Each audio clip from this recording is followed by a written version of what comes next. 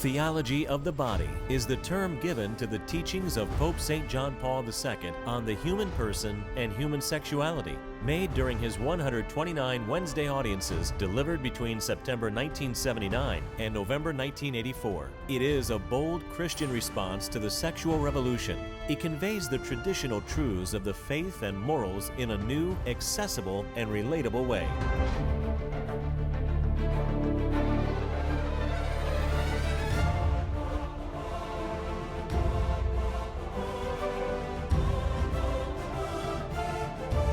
John Paul II's Theology of the Body. Welcome back to TOB. ശരീരത്തിൻ്റെ ദൈവശാസ്ത്രം എന്ന പഠന പരമ്പരയിലേക്ക് എല്ലാ പ്രേക്ഷകർക്കും സ്വാഗതം. നിങ്ങളോടൊപ്പം ഇതാ എൻ്റെ ഈ TOB ക്ലാസ് റൂം ഇവിടെ സന്നിഹിതരാണ്. നിങ്ങളെയും ഇതിലേക്ക് സ്വാഗതം ചെയ്യുന്നു. ഇന്നത്തെ എപ്പിസോഡ് കഴിഞ്ഞ എപ്പിസോഡിൻ്റെ തുടർച്ചയായിട്ടാണ് നമ്മൾ നടത്തുന്നത്. ഈ എപ്പിസോഡ് നമ്മൾ തുടരുന്നതിന് മുമ്പായിട്ട് നമുക്കൊരു നിമിഷം പ്രാർത്ഥിക്കാം. പരിശുദ്ധാത്മാവിൻ്റെ വലിയ ജ്ഞാനം നമ്മുടെ ഹൃദയങ്ങളിൽ നിറയുവാനായിട്ട് ഹൃദയത്തെ നമുക്ക് തുറന്നു വയ്ക്കാം. ദൈവിക ജ്ഞാനം നമ്മുടെ ബുദ്ധി കൊണ്ട് പലപ്പോഴും നമുക്ക് മനസ്സിലാക്കുവാൻ സാധിക്കുകയില്ല. സഭയിലൂടെ നമുക്ക് വെളിപ്പെടുത്തി കിട്ടിയ ദൈവിക ജ്ഞാനം പരിശുദ്ധാത്മാവിൻ്റെ കൃപയാൽ അതിൻ്റെ ആഴത്തിൽ മനസ്സിലാക്കുവാനായിട്ട് നമുക്ക് പരിശുദ്ധ അമ്മയോടൊപ്പം ചേർന്ന് പ്രാർത്ഥിക്കാം. നന്മ നിറഞ്ഞ മറിയമേ സ്വസ്തി, കർത്താവ് അങ്ങയോട് കൂടെ സ്ത്രീകളിൽ അങ്ങ് അനുഗ്രഹിക്കപ്പെട്ടവളാകുന്നു. അങ്ങയുടെ ഉദരത്തിൻ ഫലമായി ഈശോ അനുഗ്രഹിക്കപ്പെട്ടവനാകുന്നു. പരിശുദ്ധ മറിയമേ തമ്പുരാന്റെ അമ്മേ, പാപികളായ ഞങ്ങൾക്ക് വേണ്ടി ഇപ്പോഴും ഞങ്ങളുടെ മരണസമയത്തും തമ്പുരാനോട് അപേക്ഷിച്ചുകൊള്ളണമേ. ആമേൻ. Very good. നമ്മൾ കഴിഞ്ഞ എപ്പിസോഡിൽ നമ്മൾ ചർച്ച ചെയ്തിരുന്നു റിപ്രൊഡക്റ്റീവ് ടെക്നോളജി, സാങ്കേതിക വിദ്യകൾ ഉപയോഗിച്ച് ഗർഭധാരണത്തെക്കുറിച്ചുള്ള പല ഡിസ്കഷനായിരുന്നു നമ്മൾ നടന്നുകൊണ്ടിരുന്നത്. അപ്പോൾ നമ്മൾ പ്രത്യേകമായിട്ട് IVF, എന്താണ് IVF എന്ന് പറഞ്ഞത്? In vitro fertilisation. In vitro fertilisation method. അപ്പോൾ അതിൻ്റെ ധാർമ്മികമായിട്ടുള്ള പല വശങ്ങളെക്കുറിച്ച് നമ്മൾ ചിന്തിക്കുകയായിരുന്നു. ഇപ്പം ഞാൻ കഴിഞ്ഞ എപ്പിസോഡിൽ ആരംഭത്തിലേ തന്നെ പറഞ്ഞു, ഇത് നമ്മൾ സഭയുടെ എന്താണ് നിലപാട്, സഭയുടെ മനസാക്ഷിയാണ് ഈ എപ്പിസോഡിലൂടെ നിങ്ങളുടെ മുമ്പിൽ തുറന്നു വയ്ക്കുന്നത്. അപ്പോൾ ഇത് നമ്മൾ ഇതിന് വിധേയപ്പെട്ടവരെ കുറ്റപ്പെടുത്തുവാനോ അല്ലെങ്കിൽ ഇങ്ങനൊരു കാര്യം ഏറ്റവും മോശമാണ്, അതുകൊണ്ട് അതിനെതിരായിട്ടുള്ള ഒരു തെറ്റായിട്ടുള്ള ഒരു ഹേറ്റ് സ്പീച്ച് പോലെയുള്ള ഒരു രീതിയിലല്ല. തിയോളജി ഓഫ് ദ ബോഡിയിലൂടെ സഭാപിതാക്കന്മാർ, സഭ നമുക്ക് ഇതിനെക്കുറിച്ചൊരു ക്ലാരിറ്റി തന്നിട്ടുണ്ട്, ഇതിൻ്റെ ധാർമ്മികതയെക്കുറിച്ച്. അതായിരുന്നു നമ്മൾ കഴിഞ്ഞ എപ്പിസോഡിൽ നമ്മൾ കൂടുതൽ ഡിസ്കസ് ചെയ്തത്. അപ്പോൾ ധാരാളം ചോദ്യങ്ങൾ നിങ്ങളുടെ മനസ്സിൽ ഉണ്ടായിരുന്നു. ആ ചോദ്യങ്ങൾ നമ്മളെടുത്ത് വീണ്ടും എപ്പിസോഡ് നമ്മൾ കണ്ടിന്യൂ ചെയ്യുകയാണ്. അതിനു മുമ്പ് കഴിഞ്ഞ എപ്പിസോഡിൽ നമ്മൾ ഡിസ്കസ് ചെയ്ത പ്രധാനപ്പെട്ട പോയിൻറ്റ്സ് എന്താണ്, ഈ IVFൻ്റെ നെഗറ്റീവ് ഇമ്പാക്റ്റ്, ധാർമ്മിക വശം, എന്തുകൊണ്ടാണ് സഭ അതിനെ അനുവദിക്കാത്തത്, അനുകൂലിക്കാത്തത് എന്നുള്ളത് നമ്മൾ കാണുകയുണ്ടായി. നിങ്ങൾക്ക് പെട്ടെന്ന് പറയാമോ നിങ്ങളുടെ മനസ്സിൽ കടന്നു വന്ന ആ പോയിൻറ്റ്സ് നമ്മൾ കഴിഞ്ഞ എപ്പിസോഡിൽ ഡിസ്കസ് ചെയ്ത്? ജോസ് തുടങ്ങിക്കോ. സഭയുടെ പഠനപ്രകാരം സൃഷ്ടി കർമ്മത്തിൽ പങ്കാളിയാവാനാണ് ദൈവം മനുഷ്യനെ വിളിച്ചത്, സൃഷ്ടാവാൻ വേണ്ടിയിട്ടല്ല. IVF വഴി നമ്മൾ ചെയ്യുന്ന സൃഷ്ടാവാനുള്ള മനുഷ്യൻ്റെ ശ്രമമാണ്. ഇത് നമ്മുടെ മനുഷ്യ ചരിത്രത്തിൻ്റെ ആരംഭം മുതൽ, ആദ്യ പാപം മുതൽ മനുഷ്യൻ്റെ മനസ്സിൽ നമ്മുടെ ശത്രു കൊടുത്ത ഒരു ചിന്തയാണ്, നിനക്ക് ദൈവത്തെ പോലെ ആകാൻ പറ്റും, നീ ദൈവം അല്ല എങ്കിലും ദൈവത്തെ പോലെ എല്ലാം ചെയ്യുവാൻ സാധിക്കും. ഇതാണ് ആദ്യ പാപത്തിൻ്റെ ഒരു കാരണം, ഒരു മോട്ടിവേഷൻ. എന്ന് പറഞ്ഞതുപോലെ ഇന്നും ഈ ടെക്നോളജി ഉപയോഗിച്ചുകൊണ്ട് we are suppose to be procreators. നമ്മളെ പ്രൊക്രിയേഷൻ എന്നാണ് പറയുന്നത്. ഇപ്പം മനുഷ്യർ ഭാര്യയും ഭർത്താവും തമ്മിൽ അവർ സംയോജിച്ച് ഒരു കുഞ്ഞ് ദൈവത്തിൻ്റെ ദാനമായി കിട്ടുമ്പോൾ നമ്മളത് പ്രൊഡക്ഷൻ എന്ന് പറയത്തില്ല, അവർ കുഞ്ഞിനെ പ്രൊഡ്യൂസ് ചെയ്തു എന്ന് പറയത്തില്ല. അതിന് പകരമായിട്ട് എന്താ പറയുന്നത്? The parents are the procreators. ക്രിയേറ്ററിനോടുകൂടി സഹകരിക്കുന്ന വ്യക്തികൾ, അതാണ് പ്രോക്രിയേറ്റേഴ്സ് എന്ന് പറയുന്നത്. അപ്പോൾ ജോസ് ഇവിടെ പറഞ്ഞത്, നമ്മൾ ഈ പ്രോക്രിയേറ്റേഴ്സിൻ്റെ റോൾ എടുത്തു മാറ്റി നമ്മൾ ക്രിയേറ്റേഴ്സ് ആവുകയാണ്. ടെക്നോളജി ഉപയോഗിച്ച് എങ്ങനെ വേണമെങ്കിലും എനിക്ക് വേറൊരു വ്യക്തിയെ ഉണ്ടാക്കാൻ സാധിക്കും എന്നുള്ള ഒരു സൃഷ്ടികർമ്മം അവൻ്റെ കയ്യിൽ തന്നെ ഏറ്റെടുക്കുന്ന ഒരു പ്രക്രിയ. വേറെ IVF ചെയ്യുന്നതിലൂടെ വിവാഹ വാഗ്ദാനങ്ങൾ ലംഘിക്കപ്പെടുന്നു. വിവാഹ വാഗ്ദാനം, നമ്മളെ ഒരു ക്രിസ്തീയ വിവാഹം, ഒരു സാക്രമെൻ്റൽ മാരേജ് എന്ന് പറയുന്നത് 4 വിവാഹ വാഗ്ദാനങ്ങൾ പ്രധാനമായിട്ട് നമ്മൾ എടുക്കുന്നുണ്ട്. ഏതൊക്കെയാണ് വിവാഹ വാഗ്ദാനങ്ങൾ? Free, total, faithfulness, fruitful. സ്വതന്ത്രമായി, സമ്പൂർണമായി, ഫലദായകമായി, വിശ്വസ്തമായി.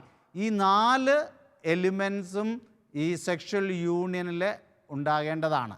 അപ്പോൾ ഇവിടെ സെക്ഷൽ യൂണിയനില്ല, ഈ വിവാഹ വാഗ്ദാനത്തിന് യാതൊരു പ്രാധാന്യവും അവിടെ ഇല്ല. It is being broken. Okay, വേറെ സിനി. IVF-ലൂടെ ഒന്നിൽ കൂടുതൽ എംബ്രിയോയെ സൃഷ്ടിക്കുന്നുണ്ട്. ഓക്കെ, അതിൽ ഒരു എംബ്രിയോ മാത്രമേ ഗർഭപാത്രത്തിൽ നിക്ഷേപിക്കുന്നുള്ളൂ. ഓക്കെ, ബാക്കിയുള്ളതിനെല്ലാം നശിപ്പിച്ച് കളയുന്നതുകൊണ്ട്. ഓക്കെ, അപ്പോൾ അത് ഏകദേശം നമ്മൾ പറയുന്നത് ഒന്നിൽ കൂടുതൽ, അത് സർവൈവൽ ഓഫ് ദ ഫിറ്റസ്റ്റ് ആണ്. ഒരിക്കലും ഒരു എഗ്ഗും സ്പേമും മാത്രമല്ല അത് ഫെർട്ടിലൈസ് ചെയ്യുന്നത്. അവർ പുറത്ത് വെച്ച് കൂടുതൽ എഗ്ഗും സ്പേമും ഫെർട്ടിലൈസ് ചെയ്യും. അപ്പം ബാക്കിയുള്ളതിനെ ഡിസ്റിഗാർഡ് ചെയ്യുക. അപ്പോൾ ഇതെന്തിനു തുല്യമാണ്? അബോർഷൻ. കാരണം ഒരു കുഞ്ഞ് എഗ്ഗും സ്പേമും ആ ഫെർട്ടിലൈസ് ചെയ്യുന്ന നിമിഷം തന്നെ, അത് കൺസെപ്ഷൻ ആ നിമിഷം തന്നെ അത് ആ എംബ്രിയോ ആണെങ്കിലും it is a human person. ആ ജീവൻ അവിടെ ആരംഭിക്കുകയാണ്. അപ്പോൾ അതുകൊണ്ട് it is equivalent to abortion. അതുപോലെ തന്നെ ഇത് ഒരു പക്ഷേ അവരെ എക്സ്ട്രാ ഒരു പക്ഷേ നശിപ്പിക്കും, ചിലപ്പോൾ അവരെ ഫ്രീസ് ചെയ്ത് ഈ മെഡിക്കൽ എക്സ്പെരിമെൻറ്റേഷനൊക്കെ ഉപയോഗിക്കാറുണ്ട്. അപ്പോൾ ഇതെല്ലാം അതിൻ്റെ ധാർമ്മികമായിട്ടുള്ള ഒരു വലിയ ഒരു വിള്ളലാണ്. ഓക്കെ, ഇവിടെ നിങ്ങൾ IVF ചെയ്യുന്നതിലൂടെ ഭാര്യയും ഭർത്താവും തമ്മിലുള്ള പരിപൂർണ സമർപ്പണം ഇല്ലാതാവുകയാണ്. പരിപൂർണ സമർപ്പണം ഇല്ലാതാകുന്നു. പിന്നെ നമ്മൾ ഒരു വിവാഹത്തിൻ്റെ, പ്രത്യേകിച്ച് ഒരു യൂണിയൻ്റെ ഏറ്റവും പ്രധാനപ്പെട്ട, സെക്ഷൽ യൂണിയൻ്റെ ഏറ്റവും പ്രധാനപ്പെട്ട ഒരു ഭാഗമാണ് നമ്മൾ വിവാഹിതരായിരിക്കണം. It is open to procreation. അവിടെ യൂണിയൻ ഉണ്ടായിരിക്കണം. അപ്പോൾ ഇവിടെ യൂണിയൻ എന്നുള്ള ആ ഒരു ആസ്പെക്റ്റ് ഇവിടെ നടക്കുന്നില്ല.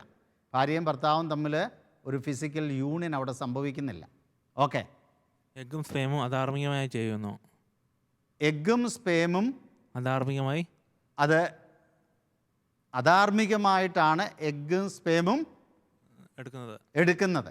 ഓക്കെ, അപ്പം ആണുങ്ങൾ ഒന്നിൽ മാസ്റ്റർബേറ്റ് ചെയ്തിട്ടായിരിക്കും, സ്ത്രീകൾ ലാപ്രോസ്കോപ്പിയിലൂടെ ആയിരിക്കും. അപ്പോൾ ഇങ്ങനെയുള്ള അധാർമിക വിധത്തിലാണ് ഇത് എക്സ്ട്രാക്റ്റ് ചെയ്യുന്നത്. അപ്പോൾ അവിടെ തന്നെ ഒരു മോറൽ ഡിസോർഡർ വരുന്നുണ്ട്.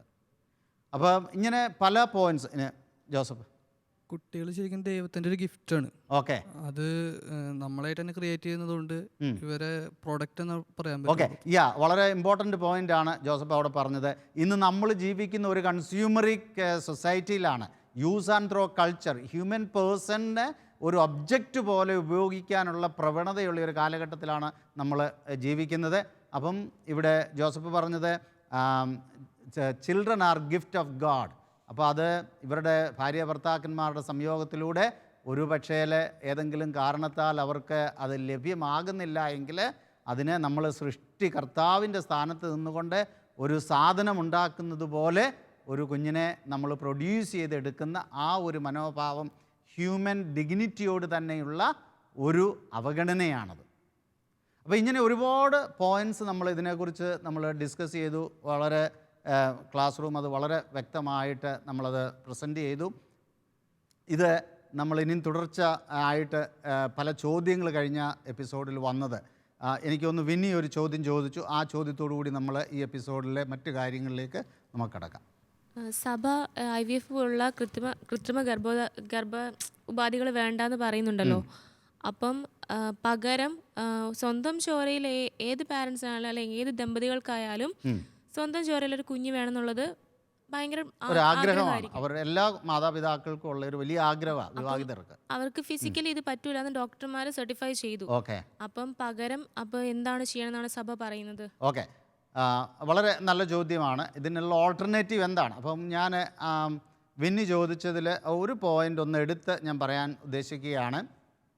കാരണം സ്വന്തം ചോരയിൽ ഒരു കുഞ്ഞു വേണമെന്നുള്ള ഒരു ആഗ്രഹം സ്വാഭാവികമായിട്ട് എല്ലാ മാതാപിതാക്കൾക്കും അറിയാം. പക്ഷേ എങ്കിൽ ഇതിൻ്റെ പിന്നാമ്പുറങ്ങൾ നമുക്കറിയത്തില്ല. ഇവിടെ എന്താണ് ഇത് ശരിക്കും വളരെ എത്തിക്കലി 100% എല്ലാം എത്തിക്കലായിട്ടുള്ള ആളുകളാണ് ഈ ക്ലിനിക്കുകൾ റൺ ചെയ്യുന്നതെന്നും അല്ലെങ്കിൽ ഇതിൻ്റെ പിന്നിലെല്ലാം വളരെ 100% മോറലി എല്ലാം ക്ലീനായിട്ടുള്ള വ്യക്തികളാണിത് ചെയ്യുന്നതെന്ന് നമുക്ക് പറയാൻ പറ്റുകയില്ല. കാരണം നമുക്ക് ചരിത്രം വളരെയധികം വികലമായിട്ടുള്ള ഇതിനെക്കുറിച്ചുള്ള റിപ്പോർട്ടുകൾ നൽകിയിട്ടുണ്ട്. ഞാൻ നിങ്ങളുടെ ശ്രദ്ധയിലേക്ക് ഒരു ന്യൂസ് ഞാൻ വിടുകയാണ്. ഇതൊരു ന്യൂസ് പേപ്പറിൽ നിന്ന് ഞാൻ ക്ലിപ്പ് എടുത്തതാണ്.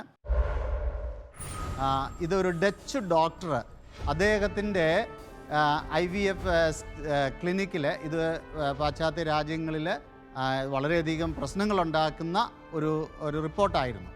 അപ്പോൾ അവസാനം അവർ DNA ടെസ്റ്റിൽ പ്രൂവ് ചെയ്തു 49 കുട്ടികൾ അയാളുടെ സ്പേം തന്നെ എടുത്ത് അയാൾ ഈ IVF ട്രീറ്റ്മെൻറ്റ് നടത്തി കുട്ടികളെ കൊടുത്തു.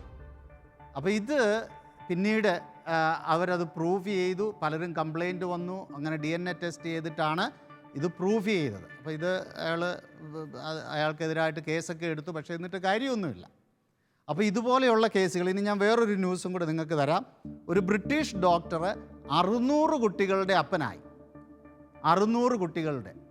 അപ്പോൾ അതിൻ്റെ റിപ്പോർട്ട് ഡീറ്റെയിൽ ആയിട്ട് നമ്മൾ വായിക്കുമ്പോൾ മനസ്സിലാവും അയാളുടെ തന്നെ ഫെർട്ടിലിറ്റി ക്ലിനിക്കിൽ എന്താ അയാൾ ചെയ്തുകൊണ്ടിരുന്നതെന്ന് പറഞ്ഞു കഴിഞ്ഞാൽ ഈ കുട്ടികളുണ്ടാകാത്തത് ഏതെങ്കിലും തരത്തിലുള്ള പ്രോബ്ലം, ഒന്നുകിൽ ഹസ്ബൻഡ് സ്പേമിൽ കൗണ്ട് കാണത്തില്ല, അല്ലെങ്കിൽ ഏതെങ്കിലും ടെക്നിക്കൽ പ്രോബ്ലം ഇവർ തമ്മിൽ സംയോജിക്കുമ്പോൾ ഇത് ഫെർട്ടിലൈസ് ചെയ്യാനുള്ള പ്രോബ്ലംസ്, ഇല്ലേ ഓവം അതിന് വേണ്ടതായി ഫെർട്ടിലൈസ് ചെയ്യാനുള്ള ആ കഴിവുകളുണ്ടാവില്ല. അപ്പോൾ ഇങ്ങനെയൊക്കെയുള്ള എന്തൊക്കെ ഡിഫക്ട്സ് ഉണ്ടാവും. അപ്പോൾ ഈ ഡോക്ടർ ഒരു റിപ്പോർട്ടേഴ്സ് പറയുന്ന ഒരു ഷോർട്ട് കട്ട് എടുത്തു. റിസ്ക് എടുക്കാൻ അയാൾ സന്നദ്ധമല്ല. എന്തു ചെയ്തു? അയാളുടെ സ്പേം വളരെ ക്ലിയർ ആയിട്ട് അറിയാം, അതിനൊരു കുഴപ്പമില്ല. അയാളുടെ സ്പേം ഉപയോഗിച്ച് ട്രീറ്റ്മെൻറ്റ് നടത്തി. അവസാനം ഇതും പിടിക്കപ്പെട്ടു. 600 പേരുടെ DNA ടെസ്റ്റ് നടത്തി ഈ 600 കുട്ടികൾ ഇയാളുടെ ആണെന്ന് പ്രൂഫ് ചെയ്തു. അപ്പോൾ ഞാൻ ചോദിച്ച ചോദ്യം ഇത്രയേ ഉള്ളൂ. ഞാനിത് പറഞ്ഞ ഇതുകൊണ്ട് ഈ IVF ക്ലിനിക്ക് നടത്തുന്ന എല്ലാവരും ഈ രീതി ചെയ്യണമെന്നില്ല. നമ്മൾ ചില ഒറ്റപ്പെട്ട സംഭവങ്ങളാണേലും ഇതിൻ്റെ പിന്നിൽ നടക്കുന്ന വലിയ നിഗൂഢതകൾ പലപ്പോഴും നമുക്ക് അറിയുകയില്ല മുമ്പിലുള്ളവർക്ക്. അപ്പോൾ ഇങ്ങനെയൊക്കെ സംഭവിക്കാം.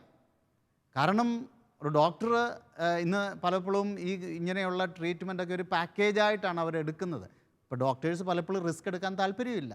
ഒന്നുകിൽ അവരുടെ സ്പേം, ഇല്ലെങ്കിൽ വേറെ ആളുകളുടെ സ്പേം ഒക്കെ ഇവർ എക്സ്പെരിമെൻ്റ് നടത്തി അത് ഉപയോഗിക്കാൻ പറ്റും. അപ്പോൾ അങ്ങനെയുള്ള ഒരുപാട് തെറ്റായിട്ടുള്ള അധാർമികമായിട്ടുള്ള കാര്യങ്ങൾ ഇതിൻ്റെ പിന്നിലുണ്ട്. ചരിത്രം നമുക്കതിന് സാക്ഷിയാണ്. അതുകൊണ്ടാണ് ഞാൻ പറഞ്ഞത്, ഈ സ്വന്തം ചോരയിൽ ഒരു കുഞ്ഞിനെ ലഭിക്കണമെന്ന് ആഗ്രഹമുണ്ടെങ്കിലും വിശ്വസിക്കുക, നമ്മൾ അത്രയേ ഉള്ളൂ. നമുക്ക് 100% ഉറപ്പില്ല.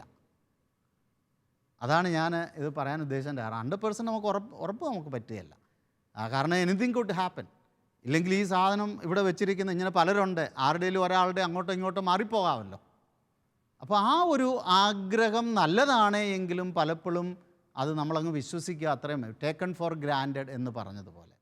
ഇനിയും ഇങ്ങനെ ഒരു സിറ്റുവേഷൻ ഉള്ളപ്പോൾ എന്താണ് സഭ അതിനെക്കുറിച്ച്, കുട്ടികൾ ജനിക്കാത്ത, നിങ്ങൾക്ക് സ്ലൈഡ് അങ്ങോട്ടേക്ക് നോക്കാം, കുട്ടികൾ ജനിക്കാത്ത ദമ്പതികളെക്കുറിച്ച് സഭ ഇതാണ് പറയുന്നത്. ഇത് catechism of the Catholic church 1654 വളരെ വ്യക്തമായിട്ട് ഇവിടെ കൊടുത്തിരിക്കുന്നുണ്ട്.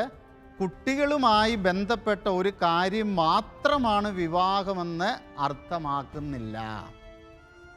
അപ്പോൾ ഏതെങ്കിലും കാരണത്താൽ കുട്ടികൾ ജനിച്ചില്ല, അപ്പോൾ അവരുടെ കുറ്റം കൊണ്ടല്ല, അത് എന്തോ നമുക്ക് ഫിസിയോളജിക്കലി പല കാര്യങ്ങളുണ്ടാകാം. നമ്മളിന്ന് ജീവിക്കുന്ന ലോകം വളരെ കോംപ്ലക്സ് ആയിട്ടുള്ളൊരു ലോകമാണ്. അപ്പോൾ പലതരത്തിലുള്ള ഡിഫക്ട്സ്, കുറവുകൾ നമുക്ക് അല്ലെ ഉണ്ടാകുന്ന കുഞ്ഞിനൊക്കെ ഉണ്ടാകാം. പക്ഷേ നമ്മളിവിടെ സഭ പറയുന്ന, സഭയുടെ ഒരു കമ്പാഷനേറ്റ് ആറ്റിറ്റ്യൂഡ് ഇതാണ്. അതുകൊണ്ട് കുട്ടികളുണ്ടായില്ലെങ്കിൽ ആ കുടുംബജീവിതം അതോടുകൂടി തകർന്നു എന്നർത്ഥമില്ല. വീണ്ടും നമ്മൾ തുടർന്ന് അവിടെ വായിക്കുകയാണ്, വിവാഹം അതിൽ തന്നെ നല്ലതാണ്. കുട്ടികൾ ജനിക്കുന്നില്ലെങ്കിലും ഭാര്യാഭർത്താക്കന്മാർ ദമ്പതികളായിട്ട് തന്നെ ജീവിതം തുടരുന്നു. അവരുടെ ദാമ്പത്യത്തിന് യാതൊരു കേടും അവിടെ സംഭവിക്കുന്നില്ല. കുട്ടികൾ ജനിക്കുമെന്ന് വിവാഹത്തിൻ്റെ സ്വാഭാവിക ഫലപ്രാപ്തിയിൽ പ്രത്യാശ വെച്ചുകൊണ്ട് തന്നെ അവർ മുന്നോട്ട് ജീവിക്കുന്നു. ആ പ്രത്യാശ ഒട്ടും വിടാതെ, നമുക്കറിയാം 10 വർഷം കഴിഞ്ഞ് 15 വർഷം കഴിഞ്ഞ് ആ പ്രത്യാശ വിടാതെ അവർ കുഞ്ഞുങ്ങളുണ്ടായിട്ടുള്ള ഒരുപാട് കേസുകളുണ്ട്. 20 വർഷം കഴിഞ്ഞ് കുഞ്ഞുങ്ങളുണ്ടായിട്ടുള്ള കേസുകളുണ്ട്. അപ്പോൾ ഇതൊന്നും നമ്മൾ കണക്കിൽ എടുക്കുന്നില്ല. അപ്പോൾ നമ്മൾ ഇതിനെല്ലാം ഉള്ള പോസിബിലിറ്റീസാണ് സഭ പറയുന്നത്. ആ ഒരു പ്രതീക്ഷയിൽ തന്നെ അവർ ജീവിക്കുന്നു, അതിന് യാതൊരു തെറ്റുമില്ല.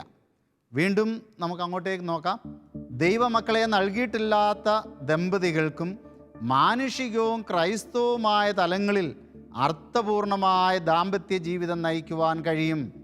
പരസ്പര സ്നേഹത്തിൻ്റെയും ആതിഥ്യമര്യാദയുടെയും ത്യാഗത്തിൻ്റെയും ഫലസമൃദ്ധി കൊണ്ട് പ്രകാശം പരത്തുവാൻ അവരുടെ വിവാഹത്തിന് കഴിയും. അപ്പം ഒരു കുഞ്ഞ് ഉണ്ടായില്ല എന്നുള്ള കാരണം കൊണ്ട് ജീവിതം മുഴുവനും നിരാശയിൽ കഴിയേണ്ടതായിട്ടുള്ള കാര്യമില്ല. കാരണം we are as a community. അപ്പോൾ ഇന്ന് പലരും ഇതിനെക്കുറിച്ച് പറയുന്ന ഇതാണ്, പ്രായമാവുമ്പോൾ ഞങ്ങളെ ആരും നോക്കും? ഓക്കെ, ഇതൊരു ചോദ്യം പലരും ചോദിക്കുന്ന ഒരു ചോദ്യമാണ് ഞാൻ ഈ ക്ലാസ് എടുക്കുമ്പോൾ.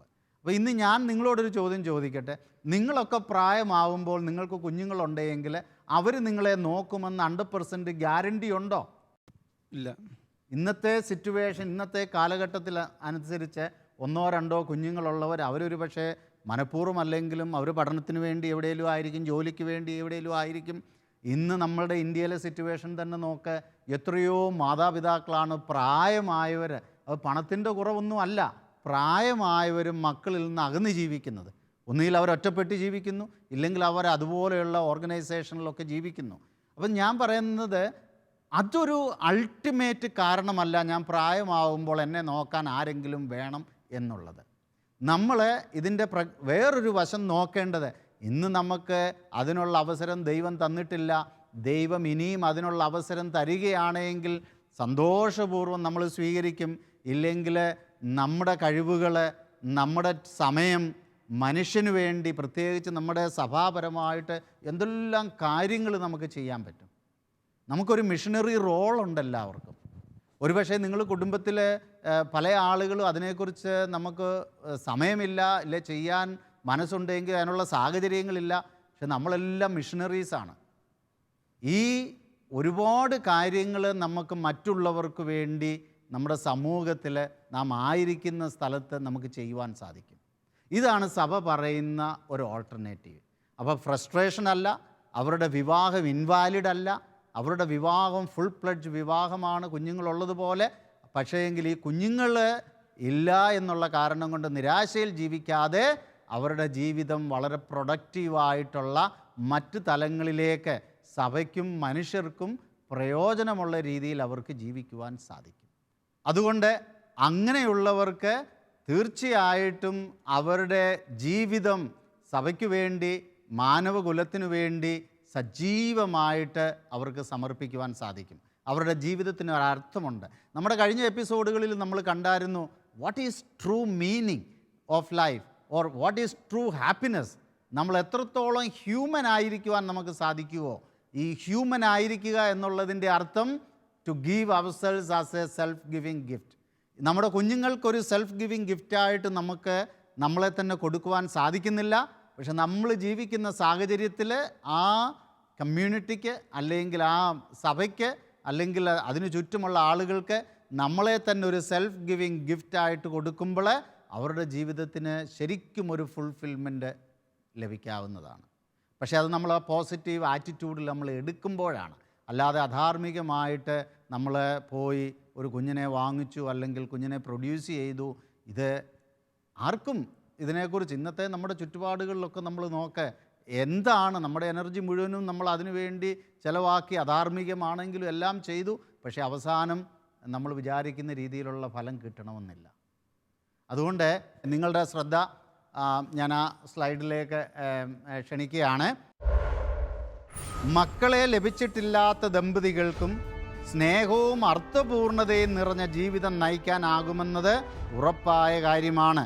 1982 ഒരു പ്രബോധനത്തിൽ സന്താനരഹിതരായ ദമ്പതികളോട് സംസാരിക്കവേ വിശുദ്ധ ജോൺ പോൾ രണ്ടാമൻ മാർപ്പാപ്പ പറഞ്ഞത് ഇങ്ങനെയാണ്: നിങ്ങളെ ദൈവം അല്പമായി മാത്രമേ സ്നേഹിക്കുന്നുള്ളൂ എന്നല്ല, നിങ്ങളുടെ സ്നേഹം മറ്റുള്ളവരിലേക്ക് വ്യാപിക്കുമെങ്കിൽ നിങ്ങൾക്ക് പരസ്പരമുള്ള സ്നേഹവും പൂർണ്ണവും ഫലദായകമായി മാറും.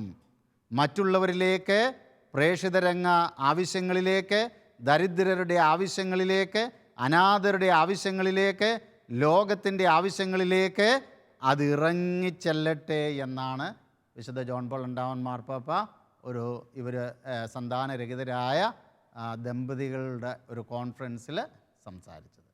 അപ്പം നമുക്ക് ഒത്തിരി പ്രതീക്ഷയ്ക്ക് വകയുണ്ട്, ഒത്തിരി പ്രകാശരശ്മികൾ നമുക്ക് വകയുണ്ട്. നമ്മൾ തെറ്റായ രീതിയിൽ കാര്യങ്ങൾ ചെയ്ത് ജീവിതം മുഴുവനും അതൊരു മനസാക്ഷി കുത്തായിട്ട് നമ്മുടെ മനസ്സിൽ കിടക്കും. ഞാൻ പറയുകയാണ്, പല മാതാപിതാക്കളും ഇങ്ങനെ ചെയ്തിട്ടുള്ളവരുടെ ഷെയറിങ്ങിൽ നിന്ന് മനസ്സിലാകുന്നതാണ്, അവരുടെ ഉള്ളിൽ ഈ കരട് കിടപ്പുണ്ട്.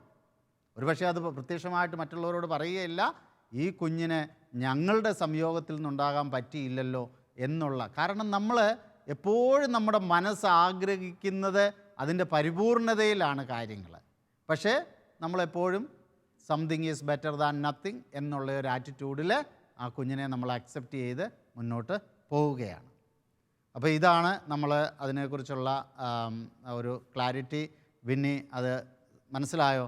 നമുക്കൊരു ക്ലാരിറ്റി കിട്ടിയല്ലോ. അപ്പോൾ സഭ ഒരിക്കലും അവരെ തള്ളിപ്പറയുകയോ തരം താഴ്ത്തുവാനോ അല്ല, സഭയെ എപ്പോഴും അവരെ പിടിച്ചുയർത്തുവാനുള്ള ഒരു ആഹ്വാനമാണ്. അടുത്ത ചോദ്യം നമുക്കെടുക്കാം. അടുത്ത ചോദ്യം ആരായിരുന്നു ചോദിച്ചത്? ജോസഫ്. ഇങ്ങനെ ജനിക്കുന്ന കുട്ടികൾക്ക് നമ്മുടെ സഭയിൽ നിന്നുണ്ടാകുന്ന കൂദാശകൾ സ്വീകരിക്കാൻ പറ്റുമെന്നാണോ?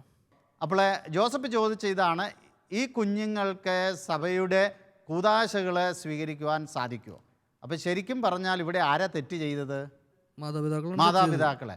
അവിടെ നമ്മളിപ്പോൾ ഒരു തെറ്റ് ചെയ്ത് കഴിഞ്ഞ് അതിനെക്കുറിച്ച് നമുക്കൊരു ബോധ്യം വന്നിട്ട്, നമ്മൾ അതിനെക്കുറിച്ചൊരു ധാർമ്മിക ബോധ്യം വന്നു, നമ്മൾ അതിനെക്കുറിച്ച് അനുദപിച്ച്, തീർച്ചയായിട്ടും ക്രിസ്ത്യാനികളെ സംബന്ധിച്ചിടത്തോളം നമുക്ക് കുമ്പസാരമുണ്ട്, നല്ലൊരു കുമ്പസാരം നടത്തി നമ്മൾ ദൈവത്തിൽ നിന്ന് മോചനം തേടിയാൽ, നമ്മുടെ ഹൃദയത്തിൽ നിന്ന് മോചനം തേടിയാൽ ദൈവത്തിനെ ക്ഷമിക്കാൻ പറ്റാത്തതായി ഒന്നുമില്ല. നമുക്ക് ദൈവത്തിനെ ക്ഷമിക്കാൻ പറ്റാത്തതായി ഒന്നുമില്ല. ഞാൻ കഴിഞ്ഞ എപ്പിസോഡിലും പറഞ്ഞതുപോലെ there is nothing beyond the Mercy of the Lord. നമ്മൾ ചിന്തിക്കും ഇതൊരു വലിയ പാപമാണ്, ദൈവത്തിന് ക്ഷമിക്കാൻ സാധിക്കത്തില്ല. ദൈവത്തെ നമ്മളങ്ങനെ ഒതുക്കി നിർത്തരുത്.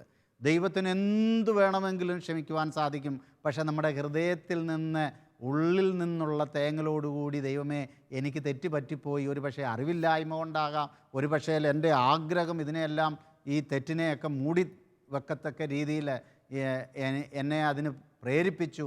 എന്തായാലും തമ്പുരാന് അതറിയാം. ആ കുഞ്ഞിനും തമ്പുരാൻ ഈക്വൽ, ദൈവത്തിൻ്റെ ഭാഗത്ത് നിന്ന് ഈക്വൽ ഡിഗ്നിറ്റിയാണ് കൊടുത്തിരിക്കുന്നത്.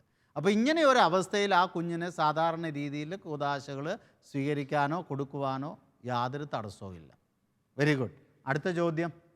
ശാസ്ത്രീയമായ രീതിയിൽ ഗർഭം ധരിക്കുന്നതിന് എതിരായിട്ടാണല്ലോ പറയുന്നത്.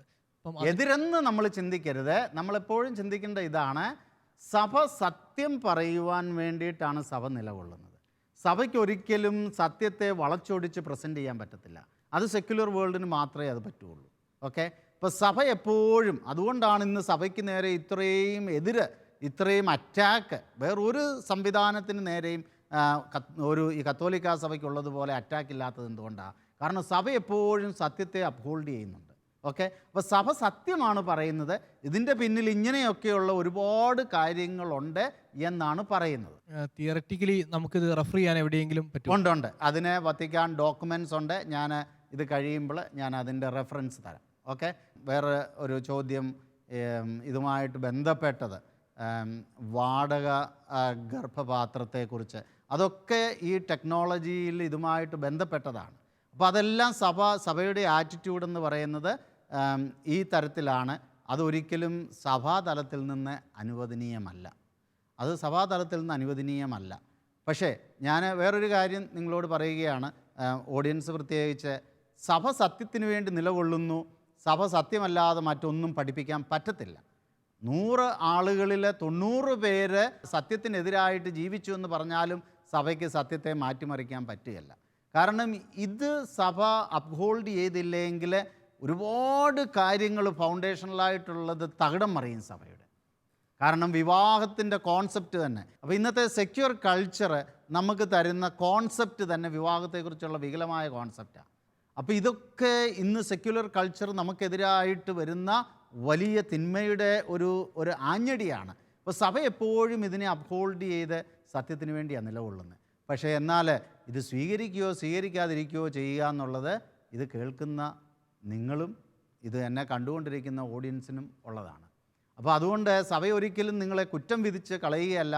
സഭയുടെ ഡ്യൂട്ടി സത്യത്തിൽ നിങ്ങളെ പ്രബോധിപ്പിക്കുക, പഠിപ്പിക്കുക. സത്യം നിങ്ങളെ സ്വതന്ത്രരാക്കും. ഈ ബോധ്യത്തിൽ സഭ ഇതെല്ലാം പഠിപ്പിക്കുന്നു. അപ്പം നമ്മൾ അങ്ങനെ ഒരു റിബല്യസ് ആറ്റിറ്റ്യൂഡ് പലപ്പോഴും ആളുകൾ പറഞ്ഞു കേട്ടിട്ടുണ്ട്. സഭ ഇങ്ങനെയുള്ള കാര്യങ്ങളൊന്നും അനുവദിക്കുന്നില്ല, സഭ ഇങ്ങനെയുള്ള കാര്യങ്ങൾക്കെല്ലാം എതിരാണ്, ഞാനിനി മുതൽ പള്ളിയിൽ പോകുന്നില്ല, അല്ലെങ്കിൽ സഭയിൽ നിന്നിട്ടാണല്ലോ ഇങ്ങനെയുള്ള പ്രശ്നങ്ങൾ. ഇങ്ങനെയൊക്കെ പലരും ചിന്തിക്കുന്നുണ്ട്, പല റിബല്യസ് ആറ്റിറ്റ്യൂഡുകൾ എടുക്കാറുണ്ട്. അവർ വിചാരിക്കും സഭയിൽ നിന്ന് മാറിക്കഴിഞ്ഞാൽ ഇതെല്ലാം ജസ്റ്റിഫൈ ആവുകയില്ല. സത്യമെന്നും സത്യം തന്നെ, തെറ്റെന്നും തെറ്റ് തന്നെ. നമുക്കത് ബോധ്യപ്പെട്ടാലും പെട്ടില്ലേലും തെറ്റ് തന്നെ, സത്യം സത്യം തന്നെ. അപ്പോൾ അത് നമ്മൾ പ്രത്യേകമായിട്ട് മനസ്സിലാക്കണം. ഇത് സത്യത്തിന് വേണ്ടി നമ്മൾ നിലകൊള്ളുമ്പോൾ, പ്രത്യേകിച്ച് നമ്മൾ ക്രിസ്ത്യാനികളായിരിക്കുന്നവർ ഈ സത്യം നമുക്ക് ഉൾക്കൊള്ളുവാൻ നമുക്ക് സാധിക്കണം.